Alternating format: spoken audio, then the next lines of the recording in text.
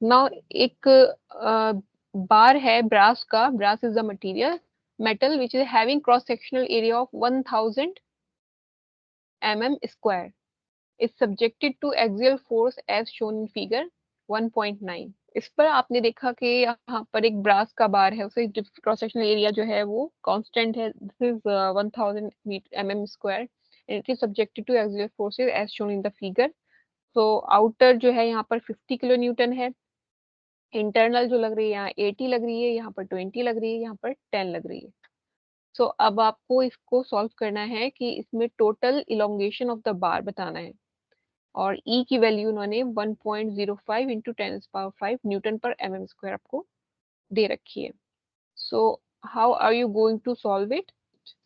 Now first of all, in principle of superposition आप लोग को एक चीज को माइंड में रखना होता है इन structure, that is I will drop it 7:30। हाँ, सो इन civil engineering में when you go for the structure analysis always we have sign conventions, ठीक है। तो सबसे पहले आपको साइन कन्वेंशंस को याद रखना होता है कि अगर आउटवर्ड डायरेक्शन में जो फोर्स है आउटवर्ड है, अवे फ्रॉम द सरफेस, हम उसको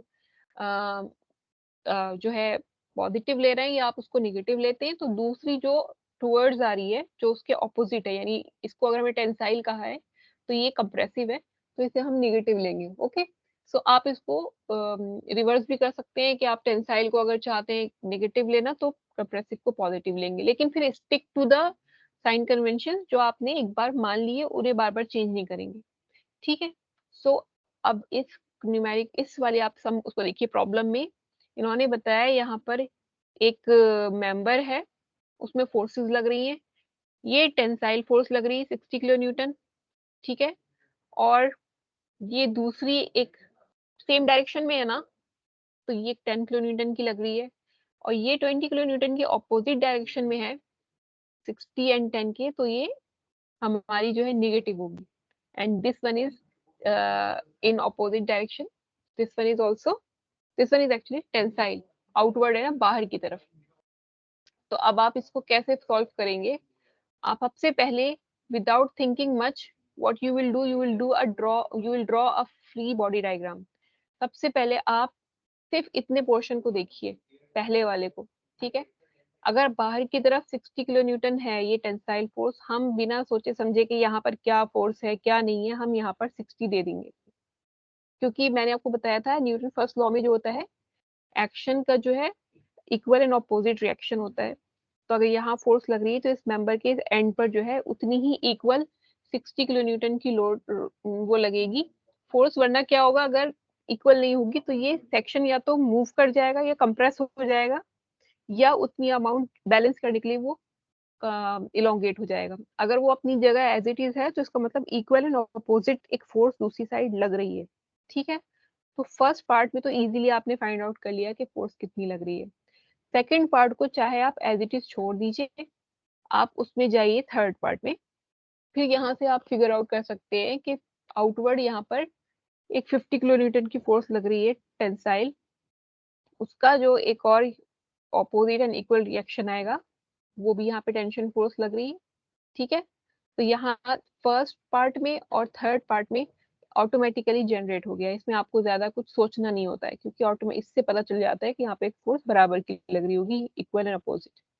अब आप आए सेंटर वाले में, तो आप यहाँ पर देखिए सेंटर में ये फोर्स की डायरेक्शन और इस फोर्स की डायरेक्शन सेम है, तो 60 + 10 इज 70, ठीक है। और इस फोर्स की डायरेक्शन और इस फोर्स की डायरेक्शन सेम है, तो 50 + 20 इज 70।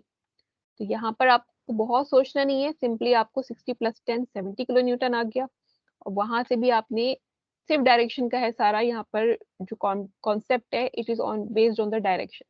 ये दोनों सेम डायरेक्शन में, अगर ये इनवर्ड होती तो फिर ये माइनस होती 50 में से, ये आउटवर्ड है सेम एज 50 किलो न्यूटन, इसको आपको ऐड कर देना है। So we have 70 kilo newton both sides. देखिए यहाँ पर मैंने और को थोड़ा बेटर करके आप फर्स्ट वाला पार्ट ड्रॉ नहीं करा है, 2 और 3 के बीच में जो फोर्सेस थी आपने 50 + 20 करा, because both are in the same direction, so it has become 70 kilo newton. तो आपके तीनों मेंबर जो है 1 2 एंड 3 इस पर हमने फोर्स कैलकुलेट कर लिया है। इस पर 60 किलो न्यूटन है ओवरऑल, इस पर 70 किलो न्यूटन है ओवरऑल, और इस पर जो है 50 किलो न्यूटन है, और सब टेंसाइल इन नेचर है। ठीक है, नाउ इसको अगर हम सॉल्व करें, पहले ये काम सबसे इंपॉर्टेंट था, ये हो गया। इसके बाद आपकी जो है 90% जॉब इज डन। अब आपको जो है इसका निकालना है total elongation of the bar. E की वैल्यू आपको दे रखी है। इसका डायमीटर है, स्टील बार है ये, ऑफ 25 mm डायमीटर, यानी सर्कुलर है। सर्कल का एरिया क्या होता है? Area of cross section of the circle is 5/4 d²। ये mm में है, आपने इसका निकाल लिया 490.9 mm²। ओके, उसके बाद consider the equilibrium of A B. We get a tensile load of 60 kilo newton. A B आपका यही है, फर्स्ट वाला जो है ना, यहाँ से फर्स्ट वाला पार्ट जो है वो ए बी है। तो इसमें आपने 60 किलो न्यूटन निकाली यहाँ पे force. Here it is 60 into 1000 into 1.5 into 1000 divided by 490.9 into 2 into 10 power 5। Okay, तो delta is equal to 0.917 mm। तो फर्स्ट इलोंगेशन जो है आपका फर्स्ट पार्ट में, डेल्टा वन में जो, ये सॉरी वन फर्स्ट पार्ट में जो सेक्शन में आया आपका, it is the elongation 0.917 mm।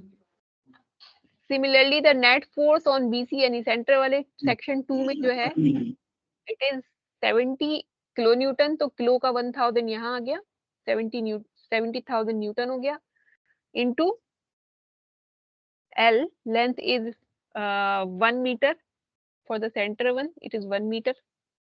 And इसका एरिया ऑलरेडी हमने कैलकुलेट कर लिया है, और E की वैल्यू है 2 into 10⁵ न्यूटन पर mm²। तो इट इज 0.713। फिर फाइनली जो लास्ट हमारा थर्ड मेंबर था, उसमें हमारी 50 किलो न्यूटन फोर्स आई है, और उसमें जो आपका लेंथ बताया मेंबर का, इट इज 2000 mm, और एरिया है और ई से मल्टीप्लाई करा तो इसका आ गया 1.019 mm। Now the total elongation will be delta A B plus delta B C plus delta C D. So it is overall elongation is 2.649 mm.